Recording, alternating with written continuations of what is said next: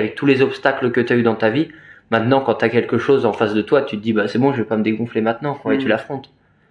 Et en fait, il y a beaucoup de personnes qui le font pas parce qu'ils sont effrayés, alors ils préfèrent rester devant cet obstacle et se dire je ne peux pas le passer, plutôt qu'essayer de l'affronter et d'avancer. La plupart des gens, quoi. Exactement. C'est plus simple de rester dans la misère que de faire de sorte à en sortir.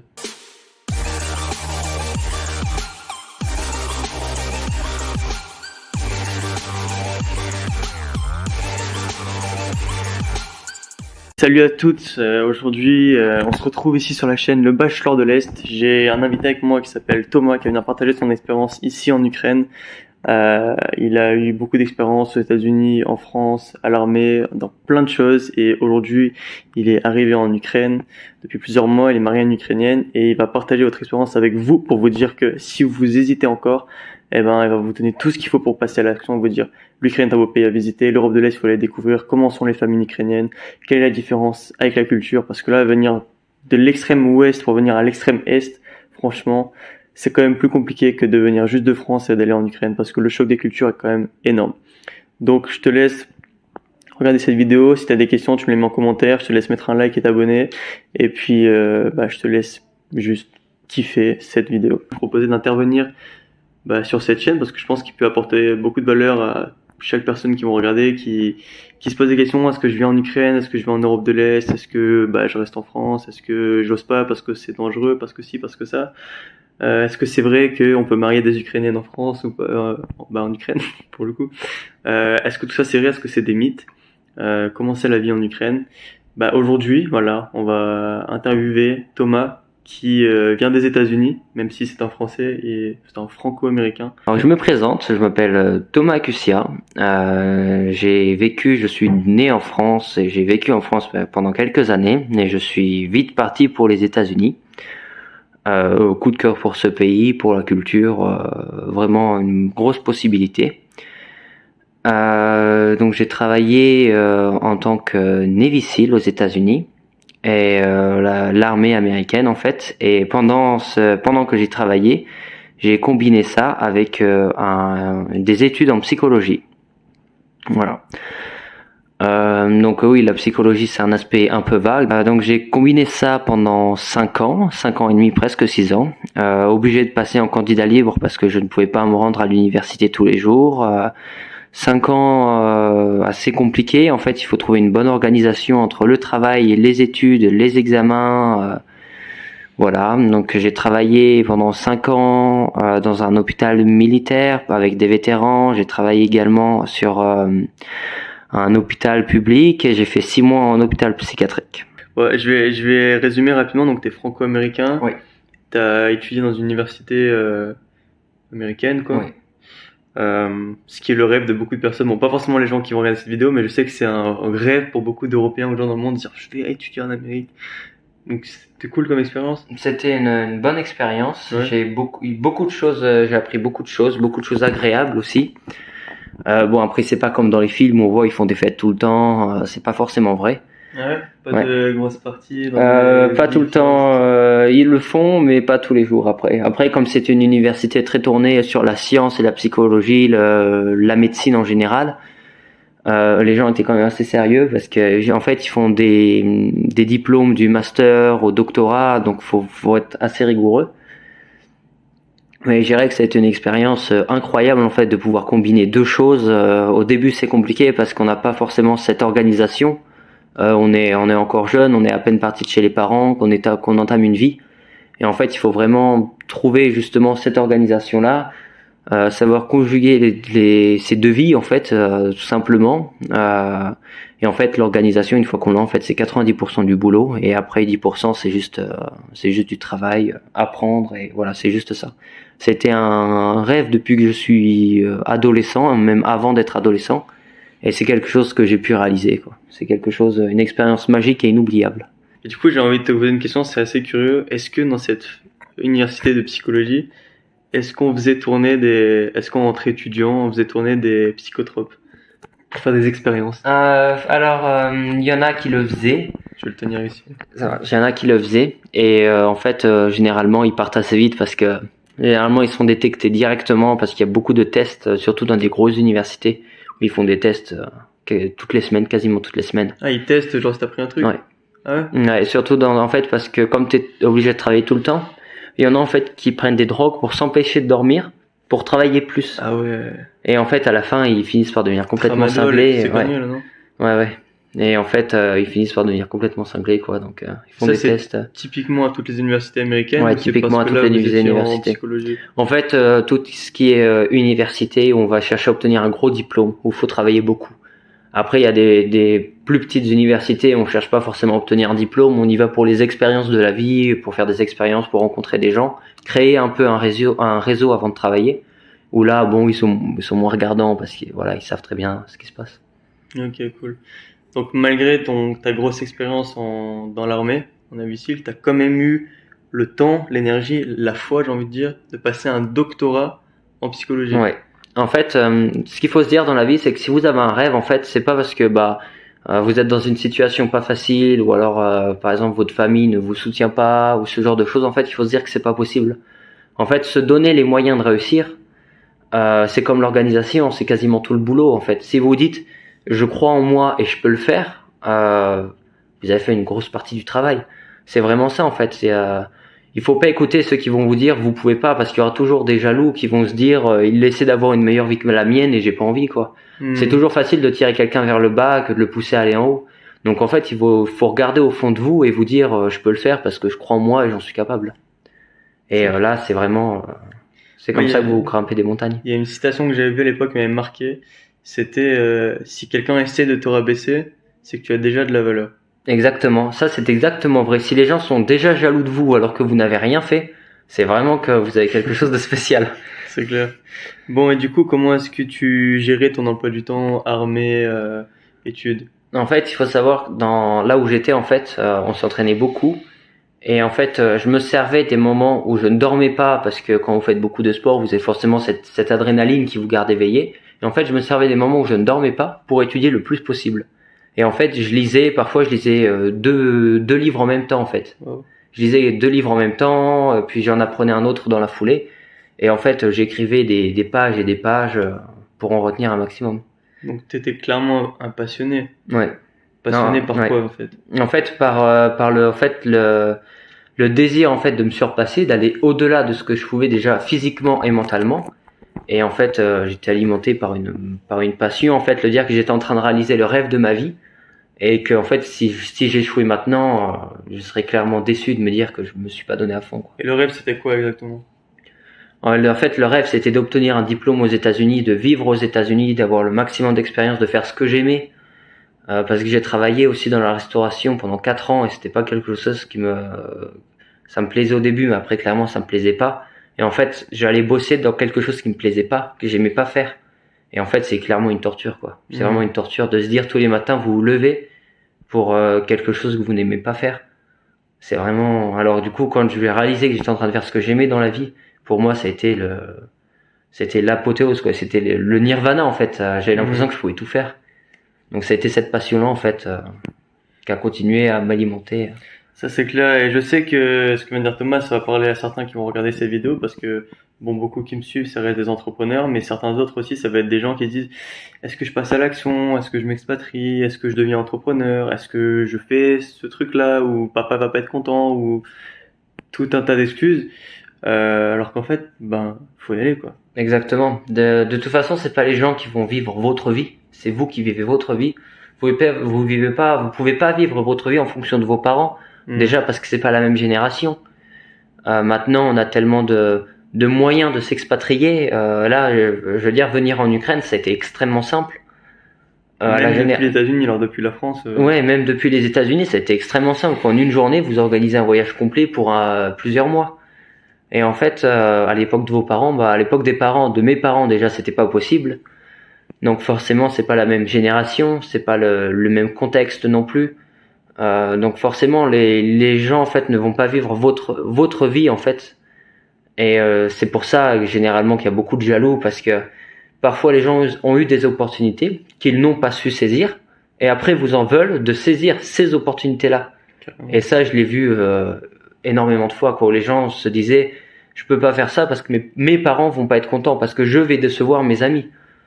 à un moment donné, il faut savoir, faut regarder à l'intérieur de vous-même et vous demander ce que vous voulez et qui vous voulez être surtout. Ce que vous voulez et qui vous voulez être. Voilà. Pas ce que vous voulez être pour vos amis, pas ce que vous voulez être pour vos parents, mais vraiment pour vous, quoi. Parce que c'est votre vie, c'est vous qui allez la vivre pendant 80 ans, 90 ans. Donc c'est vraiment à vous de savoir ce que vous voulez et ce que vous faites. Ça, tu dirais que c'est vraiment ta philosophie personnelle ou c'est plutôt un enseignement tiré de tes études et ton expérience? C'est un enseignement tiré de mon expérience. J'ai eu beaucoup peur pendant très longtemps de me dire je peux pas faire ça parce que je vais décevoir mes parents, ou alors quand mes parents me disaient on est fiers que tu fasses ça, et je me disais si j'arrête maintenant je vais les décevoir. Et en fait c'est justement ça dans la cuisine où je voulais partir en fait pendant longtemps, où j'étais pas heureux. Et en fait, je me disais, je peux pas partir parce que mes parents vont être déçus. J'avais fait 2 concours en cuisine, j'avais obtenu mon diplôme, j'étais le meilleur de la classe. Mes parents disaient à tous les voisins, on est fiers, on est fiers. Et je me suis dit, si je m'arrête, en fait, je vais les décevoir. Et j'ai continué pendant 1 an. Vous imaginez 365 jours à faire quelque chose que vous n'aimez pas. C'est vraiment horrible. Franchement, c'est horrible. C'est vraiment horrible. Ouais, j'ai fait des conneries assez similaires. À 15 ans, moi, j'ai quitté, à 14 ans même, j'ai arrêté, tu sais, le collège. Ouais. J'ai eu mon brevet, je me suis barré, je suis allé faire dans un CFA, centre de formation pour les apprentis, et j'ai fait un CAP cuisine.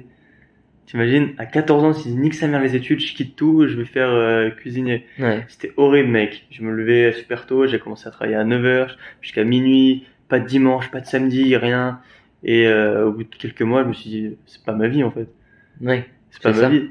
Et tu sais, même si les études, je m'en foutais, je me disais, putain, j'ai 15 ans. À 15 ans, je suis personne, quoi. Autant je me démerde pour au moins avoir le bac, parce que franchement, Ouais. tu peux pas dire, vas-y, je suis assez mûr à 15 ans pour démarrer ma vie. Exactement. Et ouais, j'ai eu quand même des conneries assez similaires. Et puis après, mes parents, je me suis dit, je pousse jusqu'au bac, mais bon, c'était mes parents, encore une fois, qui disaient, ouais, il faut que t'aies le bac, il faut que ceci, il faut que cela. Donc j'ai quand même poussé le bac pour mes parents. Mais tu vois, après, j'ai eu ce switch en mode, bon, qu'est-ce que je fais? Est-ce que maintenant je démarre ma vie? À 18 ans, tu vois, quand j'ai eu le bac, est-ce que je démarre ma vie? Ou est-ce que je continue à faire des trucs parce que mes parents, vu que je vis encore chez eux, est-ce que je fais un truc pour eux, machin, à se dire, vas-y, tu fais des études, c'est bien. Bah, j'ai essayé, ça a vite foiré, donc j'ai vite commencé à voyager. Et là, dès que j'ai commencé à voyager, putain, je me suis ouvert au monde et ma vie a changé, quoi. Ouais. Dès que j'ai écouté moi au lieu d'écouter mes parents. Ouais, c'est ça. En fait, il faut vraiment s'écouter soi-même. Parce que, en fait, vos parents, s'ils ont 3 enfants comme les miens, en fait, ils n'attendent pas les mêmes choses des 3 enfants. Par exemple, pour ma sœur, ils n'attendaient pas la même chose pour ma sœur que pour moi. Ils n'attendent pas la même chose pour moi que pour mon frère. Et en fait, c'est vraiment ça le truc de se dire, en fait, par exemple, mon frère fait des études, part en université. Me dire, mon frère fait quelque chose comme ça. Pour l'instant, on n'a pas travaillé, mais mes parents sont fiers qu'il ait obtenu un diplôme, qu'il ait obtenu tout ça. Et en fait, j'avais l'impression que même si je travaillais, j'aurais pas la même fierté. Après, c'est qu'une impression parce que les parents sont fiers de tous les enfants.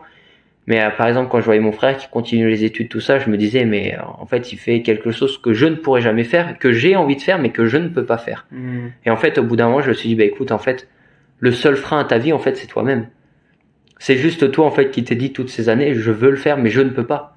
Et en fait, tu te cherches des excuses à chaque fois. Ça va me coûter de l'argent, ça va faire ci, il faut que je reparte pour faire ce diplôme avant de faire ci. En fait, tu es vraiment le seul frein de ta vie, en fait. C'est pas spécialement tes parents, c'est pas spécialement que tu te dises je peux pas faire ça parce que si. En fait, il faut vraiment se dire que tu peux le faire et que tu as envie de le faire, quoi. C'est vraiment ça. Si à chaque fois tu dis je veux le faire mais je ne peux pas le faire, tu pourras jamais rien faire parce que dès que tu auras un obstacle ou quelque chose de compliqué, là je pense, je parle pour moi mais je pense que pour toi c'est pareil, avec tous les obstacles que tu as eu dans ta vie, maintenant quand tu as quelque chose en face de toi, tu te dis bah c'est bon, je vais pas me dégonfler maintenant, quoi, et tu l'affrontes.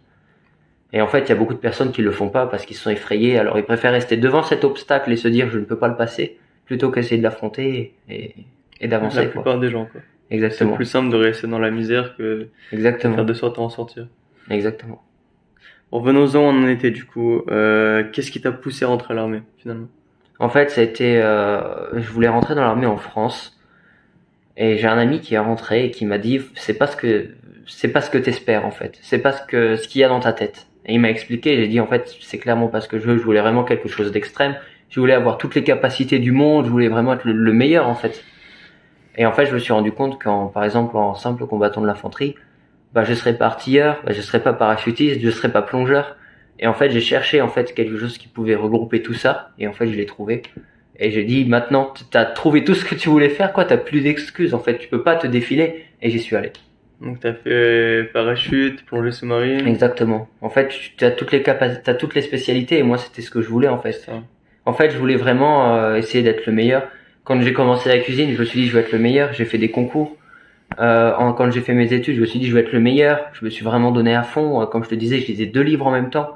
J'en apprenais un autre. Enfin, et en fait, c'était comme ça tout le temps, quoi. Et j'essaie toujours d'être le meilleur dans tout ce que je fais, parce que je me dis au moins, si j'ai échoué, c'est parce que quelqu'un était meilleur que moi. Je suis pas forcément le plus intelligent, mais je vais parler au gars qui est le plus intelligent, tu vois. Je vais traîner avec les gens les plus intéressants. Je vais toujours voir les meilleurs et me dire et apprendre de ce qu'ils font pour moi aussi être le meilleur. Carrément. Bah, c'est toujours la même chose, hein. Premièrement, faites attention à votre environnement, traînez avec des bonnes personnes. Ouais. Les meilleurs. Et faites de sorte aussi à être le meilleur, quoi. Et j'ai un gars récemment, il m'a dit, là c'est relatif au business, mais ça touche à ce que toi tu me dis aussi. Un pote à moi qui vraiment gagne beaucoup d'argent dans le business, il est très très bon dans ce qu'il fait. Et il me dit, quand tu lances un business, fais toujours de sorte à être le meilleur. Quitte à écraser tes concurrents. Parce que si t'écrases tes concurrents, si t'es le meilleur, tu sauves tes clients. Parce que peut-être il y a un mec qui a le marché, mais qui est mauvais. Ouais. Et donc, ses clients, bah, ils sont pas vraiment aidés et ils restent dans leur poste, ou alors on leur donne des conseils de merde. Donc, si toi t'es bon, si t'es le meilleur, fais de sorte à venir sur le devant de la scène. Exactement. À écraser les autres. Exactement. Un exemple tout simple, juste un nom, juste un simple nom que vous devez peut-être connaître, Rockefeller. Ce mec-là, il a écrasé ses concurrents, il est parti de rien, il a vécu dans une pauvreté, il est parti de rien. Et maintenant, il a fait partie des hommes les plus riches du monde quand c'était la ruée vers l'or, quoi, le pétrole en fait. Ouais. Et juste ce nom-là, Rockefeller, il a écrasé complètement ses concurrents. Il a été vachement intelligent, il a fait vachement de bon business. Il a vraiment utilisé son cerveau en fait pour faire un maximum de choses, quoi. Et en fait, faut partir d'un exemple comme ça. Non, mais les gens ils vont dire c'est juste parce qu'il est juif. Ah ouais, ça peut peut-être aider. Et d'ailleurs, est-ce que, cette question-là je l'avais pas notée, mais est-ce que n'importe qui peut rentrer dans l'armée et puis vivre des expériences entre guillemets cool, même si c'est pas vraiment cool, mais pouvoir aller s'exercer à l'armée, se renforcer, faire un stage par exemple? Honnêtement, j'ai envie de dire oui parce que vous pouvez tout faire. Concrètement, non. Parce que quelqu'un qui va être un petit peu instable mentalement pourra craquer beaucoup plus facilement que quelqu'un qui va être vraiment un mental d'acier, quoi. En fait, de là où j'étais, c'était au physique aussi, mais c'était vraiment presque tout au mental. Et en fait, il y a des milliers d'inscrits tous les ans et à la fin, il en reste peut-être 200, pas plus. Alors qu'il y a des milliers d'inscrits au départ entre les gens qui abandonnent parce que ça devient compliqué en fait et qui peuvent pas gérer la pression. Et tu vois, moi, concrètement, ça irait pas forcément à mon lifestyle de foutre dans l'armée à temps plein, mais potentiellement aller faire un stage, par exemple, un stage de survie ou 2 mois de vraiment intense à l'armée, ça me ferait kiffer, tu vois. Ça après c'est possible, se dire bon j'y vais pour 2 mois, 1 mois, 3 mois pour l'expérience, pour la survie, pour en apprendre un maximum sur mes propres capacités. Ça je te dis oui clairement c'est possible. Mais après si j'ai quelqu'un demain qui vient me voir mentalement, franchement j'ai pas le mental, j'ai pas les motivations. Est-ce que tu penses que je peux tenir 5 ans comme ça? Je dis honnêtement non. Bah 5 ans ça fait beaucoup quand même. Toi Ouais. t'as fait combien? Ouais, je fais 4 ans et demi. Ok. Et c'est quoi le minimum qu'il faut faire pour être considéré comme ayant fait l'armée et avoir les avantages des soldats, quoi? En fait ça dépend de vos branches. C'est une question que je peux pas répondre parce que ça dépend de la branche dans laquelle t'es. Ok. Ok, donc qu'est-ce qui t'a poussé à l'armée, tu nous as dit. Qu'est-ce qui t'a attiré en revanche dans la psychologie? En fait, de mes propres expériences et d'expériences de gens que j'ai pu voir, en fait, quand vous vous sentez vraiment mal, que vous avez l'impression que vous êtes au plus bas, en fait, le plus dur, c'est de remonter. Et d'avoir le mental de se dire, je peux réussir, remonter, faire quelque chose, et puis même après, si je me retrouve à genoux ou je me retrouve par terre, je pourrais encore remonter, en fait. C'est une force mentale de malade, quoi. Et en fait, c'est ça, en fait, je me suis toujours dit, j'ai envie d'aider des gens à remonter la pente, quoi. J'ai envie d'aider des gens qui viennent me voir, me disent voilà je suis au fond et qui viennent me voir 2 semaines après et qui me disent voilà il y a 2 semaines j'étais au fond et puis maintenant avec ton aide je suis au sommet, quoi. Ce genre de choses mentalement, au sommet mentalement, parce que c'est vrai que le plus dur des combats c'est de se retrouver à terre et de se relever. C'est un peu comme un combat de boxe en fait. La vie elle vous a mis KO, les expériences vous ont mis KO. Après, c'est à vous de savoir si vous voulez vous relever, vous continuez de vous battre, ou si vous préférez arrêter, quoi. Et en fait, le plus dur, c'est de se relever et de se battre. Je vais peut-être pas le prononcer très bien, mais je sais qu'en espagnol, on dit es mejor vivir morir de pie que vivir arrodillado. Ça veut dire il vaut mieux mourir debout que vivre agenouillé. Ouais. La question c'est est-ce que c'est ça un petit peu la vision que tu veux partager? Oui, c'est ça, exactement. C'est ça. Honnêtement, quand vous entendez parler des morts honorables, des personnalités vraiment célèbres, ils sont mortes par exemple, je sais pas, au combat, ou qui sont mortes dans leur vie, généralement on lance les exploits qu'ils ont fait. Et c'est exactement ça en fait, il faut mourir par les exploits que vous avez fait. En fait, il faut laisser une trace en fait. Il faut se dire voilà, cet homme-là est passé ici parce que il s'est retrouvé à terre, il s'est relevé, il a fait des exploits, il est remonté quand personne n'est remonté. Et en fait, c'est ça qu'il faut se dire toute sa vie. Voilà, c'est ça en fait. Il faut vous dire que quand les gens vous regarderont, en fait, il faut se dire que ce mec-là, en fait, il a eu plein de choses terribles et il est quand même debout, il est toujours là en train de marcher, en train de sourire, quoi. C'est ça le truc. En parlant de choses terribles, t'en as eu un petit peu toi dans ton expérience? Ouais, j'en ai eu. Une que tu peux dire? Oui. Quelqu'un qui m'a dit peu importe ce que tu fais, pour moi tu seras toujours con. Et ça, c'est un membre de ma famille. Un membre de ma famille proche qui m'a dit ça. Ok. Et là dans ma tête, en fait, je suis devenu complètement cinglé, quoi. Je me suis dit pour que quelqu'un d'aussi proche de ma famille me dise quelque chose comme ça, c'est violent. C'est violent, tu vois. Et je me suis dit en fait rien que pour cette personne-là, je vais la mettre par terre et je vais lui montrer qu'avec mes exploits en fait, je vais faire fermer sa bouche, quoi. Et tu veux lui faire une dédicace dans la vidéo là? Si tu me vois maintenant, bah regarde-moi. Et c'est ça en fait. Il m'avait dit ça quand j'étais adolescent et en fait, au début sur le coup, j'ai pleuré. Vraiment, j'ai vraiment pleuré. Et après, genre, je me suis enfermé dans ma chambre et tout. Je me suis dit, c'est pas possible, quoi. Et après, je me suis dit, tu sais quoi, ça sert à rien de pleurer. Tu vas tout donner, tu vas tout dépasser, tu vas écraser tout le monde sur ton passage. Et quand tu verras cette personne dans quelques années, tu lui diras, bah tu vois, t'as jamais cru en moi. Et en fait, je suis complètement passé au-dessus de toi, quoi. Du coup, c'est parfait pour la transition. Quelle est ton activité aujourd'hui? Mon activité aujourd'hui, en fait, je gère avec ma femme qui est là pour m'aider une entreprise de psychologie en fait. On apporte du soutien pour tout le monde, entreprise, pour des vétérans, des gens qui ont connu des choses terribles en fait.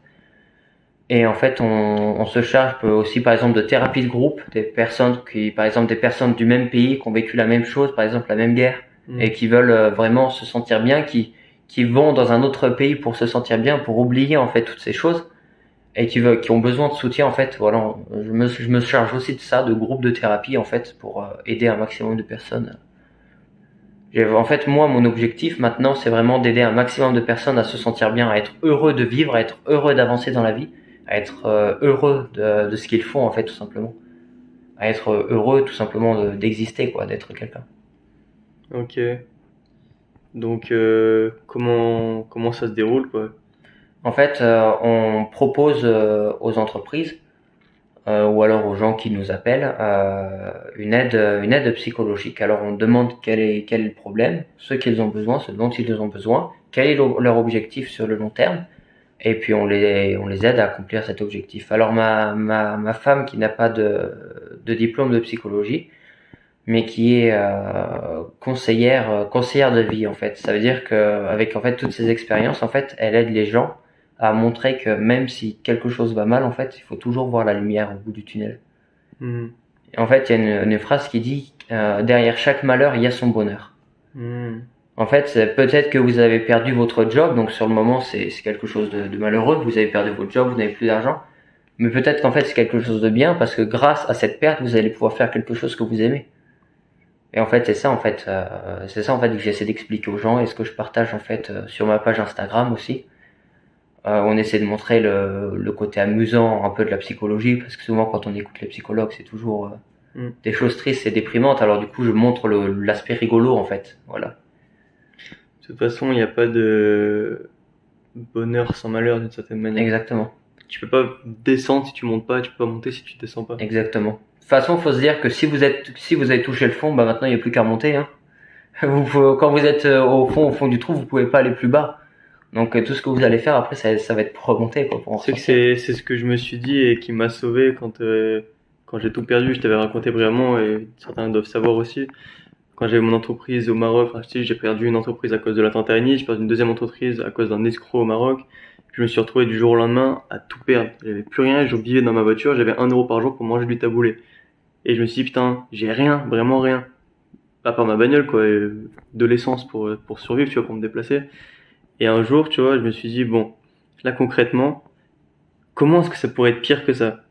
Et je me suis dit, tu vois, j'avais une vingtaine d'années, j'avais 20 ans, et je me suis dit, en fait, ça ne peut pas être pire. C'est un peu comme si j'avais fait un comeback sur moi, tu vois, genre, tu sais, une rétrospection, et je me suis dit, bon, là où t'en es, Jérémy, aujourd'hui, même si t'as que 20 ans, aujourd'hui, t'es au pire moment de ta vie, en fait. J'ai déjà fait ce pacte-là avec moi-même. Et depuis ce moment-là, même s'il m'arrivait plein d'autres merdes, ben, je me rappelle de ce truc que j'ai vécu qui était abominable, tu vois, genre, un jour t'es riche, t'as tout ce que tu veux, t'as des employés, t'as des femmes, t'as un business, t'as de l'argent, et le lendemain t'as plus rien. Ouais. Vraiment rien, tu vois. Tu peux crever en fait, personne va venir te rien faire pour toi. Et le jour où j'ai pris cette décision-là, je me suis dit, bon, ça va être très dur ce qui va se passer, mais je vais rentrer chez mes parents et leur dire, vous aviez tous raison, j'ai tout perdu, ça n'a pas marché. Et vous me l'avez dit, ok, mais je l'ai fait quand même et j'ai perdu. Ça, Ouais. c'est dur, tu vois. C'est comme une personne de ta famille qui te dit, bah, quoi que tu fasses, tu vas être con. Bah, quand ton père te dit, n'y va pas, tu vas te faire plumer et que tu reviens et tu dis, bah, je me suis fait plumer, bah, t'inquiète pas qu'il va te le rappeler, hein. Ouais, toute Donc, ta vie. Aujourd'hui, maintenant, ça va, tu vois. J'imagine, quand tu regardes cette interview, que tu diras, ah, maintenant, mon fils, il a un bébé, ça se passe bien, il a une belle vie et tout. Hein, dédicace. Mais, putain, c'est vrai qu'il y a des moments qui sont durs à passer, quand même. Ouais. Ouais, en fait, mine de rien, le critique le plus exigeant et le plus terrible, ça reste la famille. Ça Carrément, reste la famille. Mm. carrément. Mais en fait, après, beaucoup, là, je parle sur L'aspect. l'aspect psychologique, merci. Généralement, en fait, les parents, quoi que fasse un enfant, ils vont toujours essayer, en fait, d'essayer de le protéger. Et mais en fait, même si c'est mal pour l'enfant, en fait, ils vont penser que c'est quelque chose de bien. Et en fait, parfois, ça mène à des choses terribles, quoi. Et en fait, c'est vachement ça. En fait, ils essayent de protéger, mais mal, en fait. Pas de dire, par exemple, bah écoute, fais attention parce qu'il pourrait t'arriver ça. Et non, tu vas y aller, il va t'arriver ça, tu vois.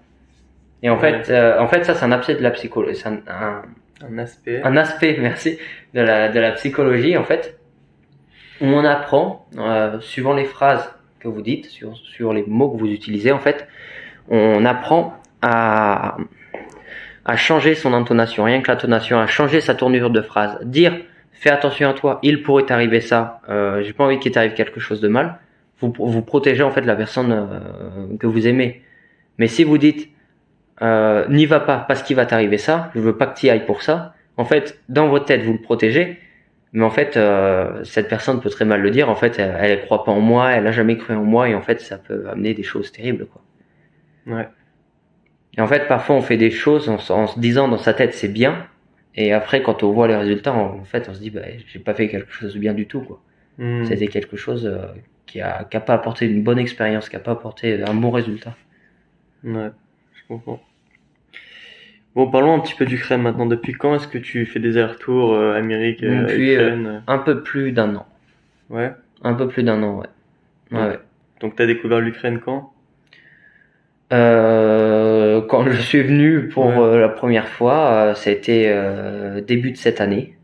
Ça faisait un an et 2 mois, oui, donc début de cette année, en fait, où je connaissais pas du tout ce pays, en fait. Et en Ouais. fait, j'ai dit à des gens, j'allais en Ukraine, ils m'ont dit, t'es fou, là-bas, il y a la guerre, c'est plein de choses comme ça. Moi, je me suis dit, c'est un pays qui est super pauvre, c'est un pays qui a ça, qui a ça. Moi, je me suis dit, waouh, mais en fait, où est-ce que je vais, quoi, tu vois, où est-ce que je vais atterrir? Et en fait, honnêtement, je n'ai jamais entendu une seule personne en Ukraine à me parler de la guerre en Ukraine. Jamais, jamais, On jamais. n'en parle que en dehors d'Ukraine. Et en vrai, on m'a parlé de pauvreté, mais si vous allez sous les ponts à la Seine à Paris, vous allez en trouver tout autant. Et ça, c'est vrai. Si c'est pas plus, hein. Si c'est pas plus. Vous allez à Los Angeles, vous allez en trouver tout autant. Vous allez à Hawaï, vous allez en trouver tout autant. Et en fait, on parle de pauvreté parce qu'on se dit, pays de l'Est, c'est un pays pauvre, tout ça. Et en fait, c'est parce que les gens ont cette image, pays de l'Est, c'est un désert blanc, quoi. Et en vrai, c'est pas le cas du tout. Kiev, c'est magnifique. Première fois que je suis venu, en fait, on avait un appartement au centre-ville. Et c'était magnifique, j'ai trouvé ça magnifique. J'ai jamais eu de choses de mauvaises choses, pas de mauvaises expériences qui ne me donnent pas envie de revenir. Voilà, ce genre de Genre choses. quoi, il y a pas de gens bizarres par exemple. Voilà, exactement. Quand il y a pas de gens bizarres. C'est pas Marseille. Exactement. Mais après, vraiment, j'ai jamais entendu parler de gens parler de la guerre en Ukraine. Jamais de choses comme ça. Et puis maintenant, les villes en fait sont tellement grandes, tellement diverses. En fait, vous trouvez de la culture partout. Là, par exemple, il y avait un Français dans le même complexe, j'y aurais jamais cru, quoi. Vous avez des centres commerciaux, si vous êtes américain, pas aussi grands qu'aux États-Unis, mais pareil, tu vois. Enfin voilà, vous avez plein de choses. Vous pouvez toujours retrouver un peu de votre culture, peu importe le pays où vous allez. C'est vrai, pour les centres commerciaux, je sais pas comment ils sont aux US, mais je peux dire qu'en tout cas, ils sont plus impressionnants qu'en France. Ouais. Déjà, ceux d'Ukraine. En parlant de la pauvreté aussi, moi, je m'en suis rendu compte quand l'année dernière, je suis parti d'Ukraine et que j'ai revoyagé en Europe. Je suis arrivé à Lisbonne et je me suis dit, ah ouais, on voit quand même beaucoup plus de pauvreté. La pauvreté est beaucoup plus visible en fait en Europe qu'ici. Parce qu'ici, tu te démerdes en fait. Même si t'as pas beaucoup d'argent, tu te démerdes pour y arriver. Bon, certes, il y a quelques clochards, mais le nombre de clochards, je pense, est largement inférieur ici que dans les pays d'Europe. Parce qu'après, honnêtement, j'ai pas vu de personne dormir dans la rue. T'as pas envie d'être clochard en Ukraine, hein. Là, on est en hiver, mon gars, quand il fait -20, t'as pas envie d'être clochard. Et franchement, j'ai pas vu de personne dormir dans la rue, alors que si vous allez par exemple en France, aux États-Unis, vous allez en trouver partout. Ouais, ça crève le cœur. Ok, donc ouais, par rapport à ça, tu nous dis tous les clichés en fait qu'il y avait sur l'Ukraine, toi tu les as pas. Non, je les ai pas vus. Non, je les ai pas vus. Donc les clichés, c'est quoi? C'est genre il y a la guerre. Ouais, il y a la pauvreté, les gens meurent de faim. Mais en fait, il y en avait un qui pensait que c'était encore une Union soviétique. Oui. Et qui m'a dit, tu vas aller dans un magasin, tu vas rien trouver. Mais alors qu'en fait, ouais, non, c'est pas une blague, il m'a dit ça. Et en fait, et moi je me suis dit, mais vraiment, je me suis dit, jusqu'à ce que je prenne l'avion, je me suis dit, mais où est-ce que je vais? Est-ce que je me suis retrouvé à l'aéroport? Je dis, est-ce que j'y vais ou est-ce que j'y vais pas, quoi? J'ai dit, de toute façon que j'y vais. Au début, je suis venu pour 3 semaines. J'ai dit, allez, de toute façon, j'y vais, c'est que pour 3 semaines. Pire, si ça me plaît pas, je resterai dans l'appartement pendant 3 semaines, tu vois. Et en fait, je suis arrivé ici, vous avez Auchan comme en France, vous avez Intersport, vous avez Decathlon. Alors franchement, me dire ça, c'est l'Union soviétique, moyen, quoi, tu vois.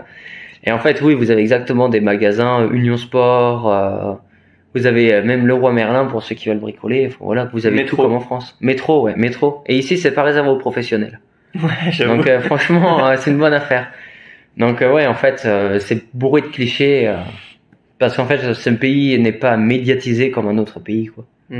Et toi, t'es venu en été en plus. Ouais, je suis venu en été. Donc, qu'en est-il du cliché de il fait froid tout le temps? Ouais. En fait, c'est assez étrange parce qu'en été, on était mort de chaud. Genre, t'es en t-shirt, tu goûtes quoi, comme si t'es en Espagne. Et il fait vraiment super chaud, super chaud, super chaud. Dans l'appartement, on était content, on avait la clim. Ouais. Mais après, en hiver, il fait très froid, en fait. Tu passes de très chaud à très froid. Et en fait, c'est assez bizarre, en fait. Quand t'es pas habitué, en fait. Quand tu t'y attends pas, ouais, c'est un climat assez continental, donc les saisons sont prononcées, quoi. Mais après, cool. c'est bien. Après, en été, il fait beau, il y a du soleil, il n'y a pas de pluie et tout, c'est vraiment... Et puis, ce que j'ai beaucoup aimé, apprécié en été, c'était que tous les soirs, on était au centre, tous les soirs, il y avait des animations, tous les soirs, il y avait des shows, des merveilleuses choses, des shows, et tous les soirs, il y avait quelque chose, en fait. Et c'était trop bien, quoi. Tu sors le soir, tu dis, j'y vais 1 ou 2 heures, et en fait, tu rentres, c'est 3 heures du matin. Bon, la question que tout le monde attend, qu'est-ce qui t'a amené en Ukraine? Ma What femme. The fuck, pourquoi? Ma femme. En fait, j'ai rencontré une Ukrainienne, j'ai créé une page moto, parce que je faisais de la moto aussi. Et en fait, on est venu à parler moto, on est venu à parler tout ça, on s'est trouvé plein de points communs, plein de choses, en fait, vraiment, vraiment similaires, quoi, qu'on n'attendrait pas d'une personne ukrainienne, ou après tous les clichés qu'on entend, on n'attendrait pas qu'elle vienne nous parler d'un super centre commercial ou d'un aquarium, quoi, tu vois. Et en fait, on s'est retrouvé plein de points communs, plein de choses sur les sujets. On pensait la même chose sur beaucoup de sujets. On adorait les mêmes choses. On adorait apprendre. On adorait lire. On adorait vraiment beaucoup de choses. Et en fait, on s'est de plus en plus rapprochés. Et puis un jour, je lui ai dit, bah écoute, je vais venir en Ukraine pour te voir, quoi. Et puis on s'est vu. Et puis voilà. Donc même si les États-Unis c'est génial, les femmes ne sont pas aussi waouh qu'en Ukraine. Ouais. Ouais. Mentalement, c'est complètement autre chose, complètement différent, ouais. Ouais, les femmes aux États-Unis vont être un peu plus. C'est les États-Unis, c'est un grand pays, c'est une puissance mondiale, c'est tout ça. Alors bon, elles se sentent le progrès, quoi. Ouais, voilà, elles se sentent un peu. Voilà, pour une femme aux États-Unis, si t'as pas le dernier iPhone à $1 500, tu vois, t'as raté ta vie, t'es un loser ou ce genre de choses. Alors, chose qu'en Ukraine, t'as pas. Ou alors, par exemple, une femme aux États-Unis qui va te dire, bon bah, je vais faire une après-midi shopping avec mes copines, j'ai besoin de ta carte, tu vois, ou ce genre de choses. En fait, en Ukraine, ça arrive pas. Parce qu'aux États-Unis, en fait, c'est un pays, c'est un grand pays, c'est, comme je vous ai dit, c'est une puissance mondiale, c'est la technologie, c'est toujours les dernières choses, c'est les grosses voitures, les grosses maisons, les gros buildings. Tout ce dont on n'a pas besoin, quoi. Exactement. Qui a besoin d'avoir 3 humeurs dans son allée de garage, quoi. Personne. Et en fait, c'est le truc aux États-Unis. Alors bon, les femmes sont très centrées sur ce qu'elles ont besoin, même si elles en ont pas besoin en vrai, quoi. Et ça, c'est quelque chose qui m'attire pas forcément. Et qu'est-ce que tu penses du coup des femmes ukrainiennes en général? En général, elles sont un peu déjantées, mais déjantées bien. C'est-à-dire, même s'il y a quelque chose qui les effraie, elles vont quand même le tenter pour se dire, ça me fait peur, mais j'essaye. Si après elles ont encore peur, elles diront, au moins elles pourront dire, bah je l'ai tenté, même si j'ai peur, j'ai affronté ma peur. Alors qu'aux États-Unis, ou alors comme une copine que j'ai au Mexique ou en France, les gens sont là, j'ai peur, non, je vais pas essayer parce que j'ai peur, je vais pas essayer parce que c'est dangereux. Ma femme m'a jamais dit, je vais pas faire ça avec toi parce que c'est dangereux, même si parfois je fais des choses complètement stupides, quoi. Mais elles y vont, quoi, elles font. Ouais, voilà, exactement. Elle dit, je le fais avec toi, bon, un petit peu de temps d'appréhension, mais elles finissent toujours par le faire. Elles croquent la vie. Ouais. Chose qu'en France, non, ça se fait pas. Au Mexique, ça se fait pas. Aux États-Unis, ça se fait pas. Et voilà. C'est un peu ces choses que j'aime. C'est vrai, je confirme. Hein. Moi, on faisait du scooter avec ma nana quand elle avait, c'est peut-être pas le truc le plus intelligent, mais vous inquiétez pas, tout va bien. Quand on était peut-être à 6 mois de grossesse, elle montait sur le scooter avec moi, tu vois, sur les petites routes en Ukraine. Mais on a vécu une super expérience. Ouais. C'était génial. Enfin, elle était pas rassurée quand elle me voyait moi partir à la nique sa mère avec un petit t-shirt, pas de casque, rien, parce que c'était la campagne ukrainienne en mode on s'en fout complet. Mais quand même, elle était supportive, tu vois, en anglais on dit. Oui. Vraiment là en mode, bah allez, on le fait, on y va. En fait, c'est ça, en fait. La vie, en fait, vous avez deux types de vie. Soit vous choisissez d'avoir une vie pleine, riche d'expériences, tout ça, toutes ces choses magnifiques, ou soit vous choisissez d'avoir une vie plate, où vous allez faire un boulot que vous aimez pas pendant toute votre vie, à la fin arriver à la retraite, et puis vivre dans votre appartement tout seul et se dire j'ai rien fait, quoi. Et en fait, voilà, c'est ça le truc. C'est vous avez deux options pour votre vie, deux choix, pilule rouge ou pilule bleue, comme on dit, et après, c'est à vous de faire le bon choix. Donc tu dis ta femme, ça veut dire que vous êtes mariés? Ouais. Ouais. Ouais, on s'est mariés le 7 octobre. Et pourquoi le mariage et comment s'est passé le mariage? Bon, en fait, ça a été super simple, super rapide. En fait, au début, je pensais que ça allait être comme en France où il faut faire des mois de démarches avant d'obtenir quelque chose. Et en fait, on a appelé la femme qui s'occupait de ça. Elle a dit non, vous pouvez le faire une semaine avant. Ici, les démarches, c'est rapide, il n'y a pas de problème.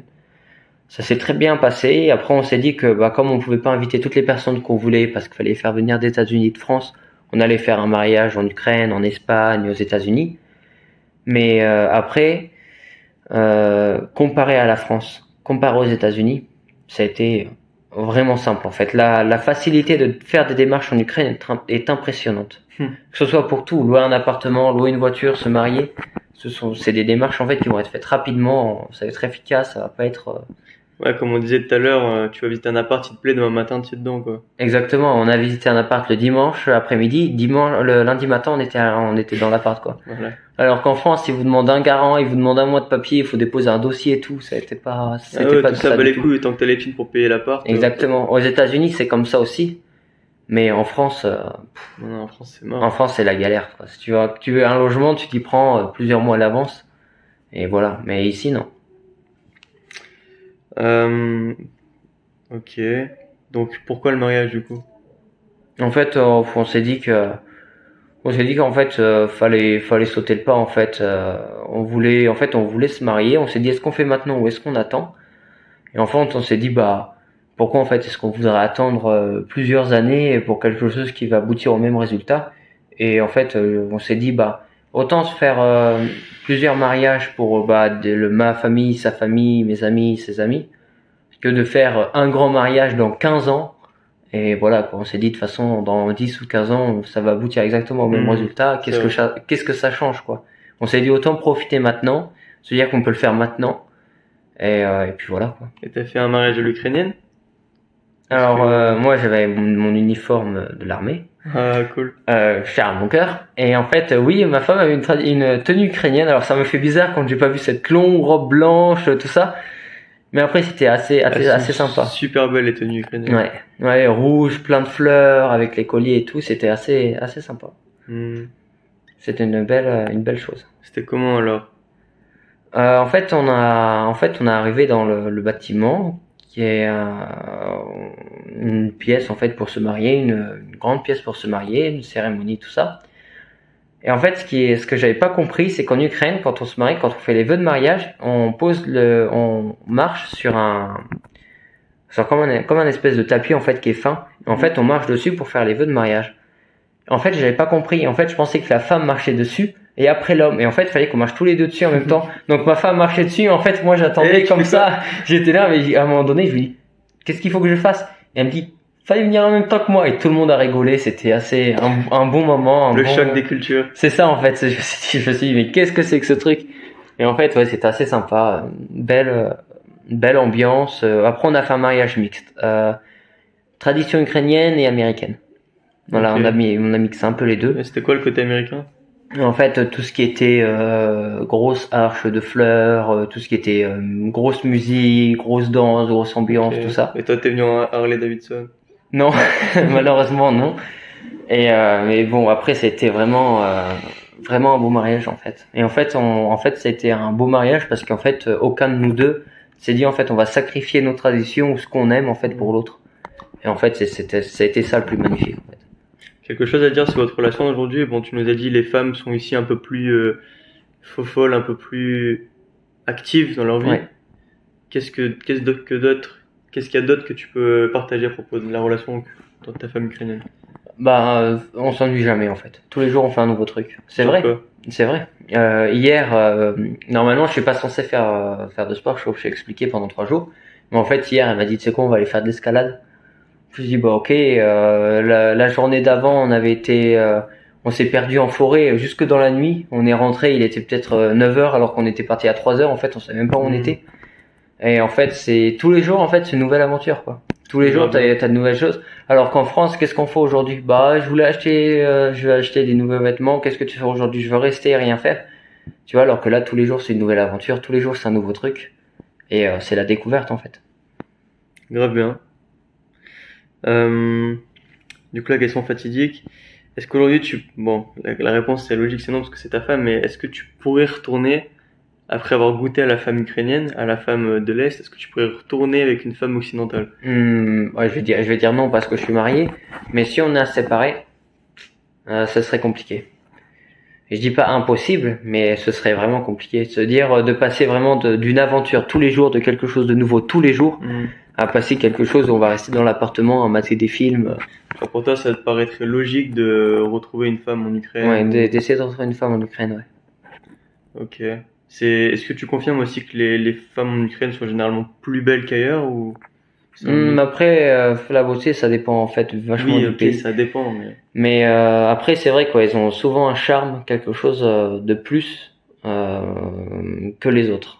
En fait, par exemple, elles ont pas besoin de mettre 15 couches de maquillage pour être jolies, quoi. C'est vrai qu'elles sont très très belles. En fait, moi, c'est leur trait naturel. En fait. Ouais.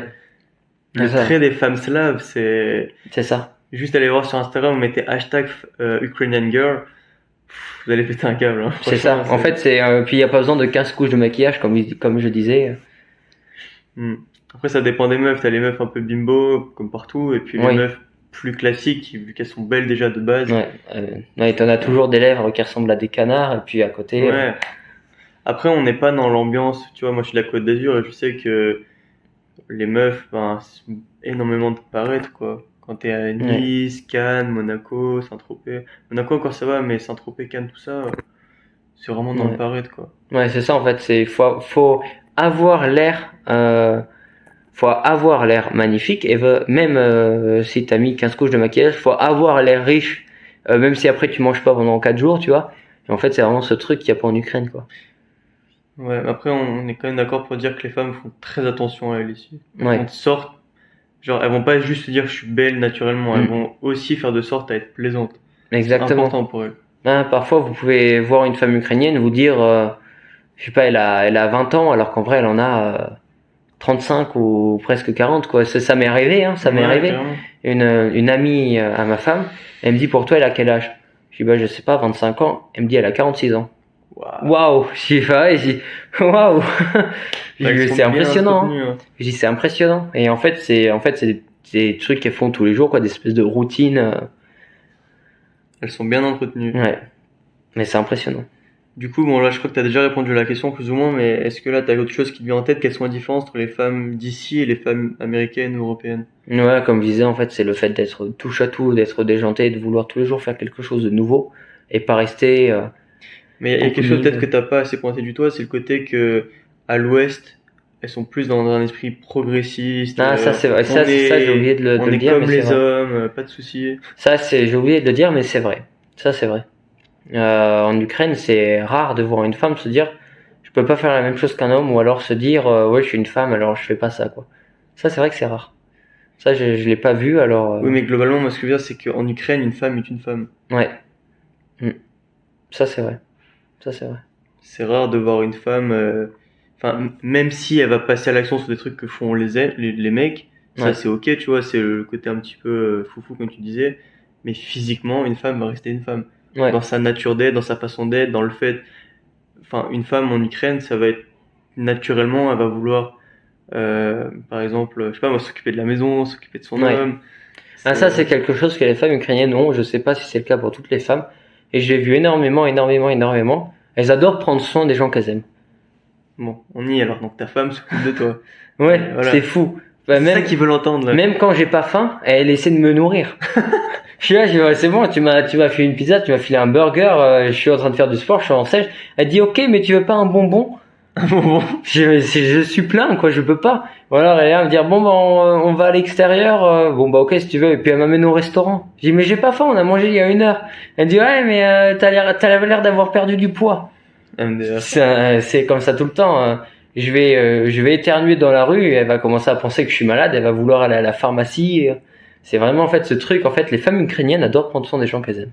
Donc c'est au-delà de la bouffe, genre à la maison, ça se passe comment? À la maison, tout le temps. Est-ce que c'est elle qui fait à manger, elle fait d'autres Après, choses? après, comme je travaille en cuisine, c'est moi qui fais à manger. Mais par exemple, en fait, la vaisselle, j'aime pas faire la vaisselle. Pour me faire plaisir, elle va faire la vaisselle, même si elle aime pas. Même si elle veut pas, elle va le faire pour me faire plaisir. Elle sait que j'adore quand l'appartement est nickel et tout, que c'est propre. Et même si elle aime pas nettoyer, bah, elle va le faire parce qu'elle sait que ça me fait plaisir, en fait. Et c'est ça, ce truc, en France, les femmes feront jamais la vaisselle. Si elles ont pas envie, elles vont dire, oh oui, t'es un macho parce que je suis une femme, tu me demandes de faire la vaisselle ou quoi.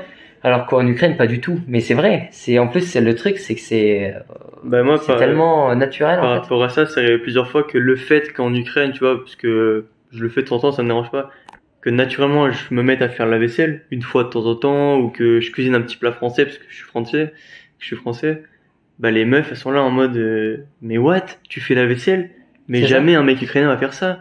Et elles sont choquées quoi. C'est ça. En France, ça en a rien à foutre, mais ici, tu marques 100 points si tu lui cuisines une fois, ou si tu lui fais un massage une fois, ou si tu fais la vaisselle une fois. C'est ça. Tu marques. Après, les massages, c'est vicieux. Vous en faites un une fois, elle vous en demande tous les jours. C'est vrai. J'avoue. Ça, c'est vrai que ça, c'est. Mais oui, après, ça c'est complètement vrai, en fait. Ces petites actions qui n'ont pas d'importance en France ou aux États-Unis, alors qu'en Ukraine, ça a beaucoup d'importance. Quelle différence tu ressens dans la culture? Ici, les gens sont vachement, niveau culture, sont vachement avec leur pays, en fait. En fait, peu importe ce qui va se passer, ils vont toujours parler de leur pays, ils vont toujours soutenir leur pays, et ça, c'est quelque chose qu'on voit pas souvent en France. Ou alors aux États-Unis.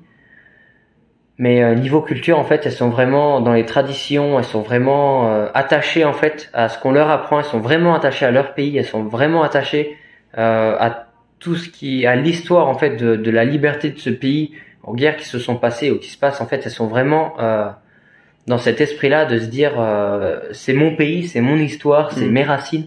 Alors qu'en France, bah en France, les drapeaux étrangers sont mieux vus que les drapeaux français. C'est ça en fait. En Ukraine, tu verras des drapeaux ukrainiens. C'est ça, exactement. Vous avez des drapeaux ukrainiens partout. Parce que pour les gens, c'est leur pays, c'est leur culture, c'est leur histoire, c'est ça en fait, c'est ça le truc. Ouais. Du coup, ouais, c'est vraiment le côté un peu nationaliste, c'est ça? Ouais, ouais, Ok. Bah ouais. Ici, les Ukrainiens aiment l'Ukraine. ouais. Alors qu'en France, les Français n'aiment pas forcément la France. Ok. Du coup, c'est pas trop dur pour un Américain de débarquer ici? Le choc des cultures est assez spécial quand vous débarquez des États-Unis. Il faut dire que putain, Où tout est loin, gros. hein. Toi, t'es à l'ouest, ici, c'est Exactement. l'est. Et en fait, se dire qu'aux États-Unis tout est gros, que vous pouvez trouver tout au coin de la rue, et se dire qu'en fait ici c'est un peu plus compliqué. En fait, c'est vraiment ce choc en fait des pays, en fait, d'arriver dans un autre pays. Personnellement, moi, j'ai eu assez de mal à m'adapter au début parce que quand je voulais quelque chose, il fallait que j'aille au centre commercial. Quand je voulais quelque chose de spécial, il fallait que je le commande en ligne.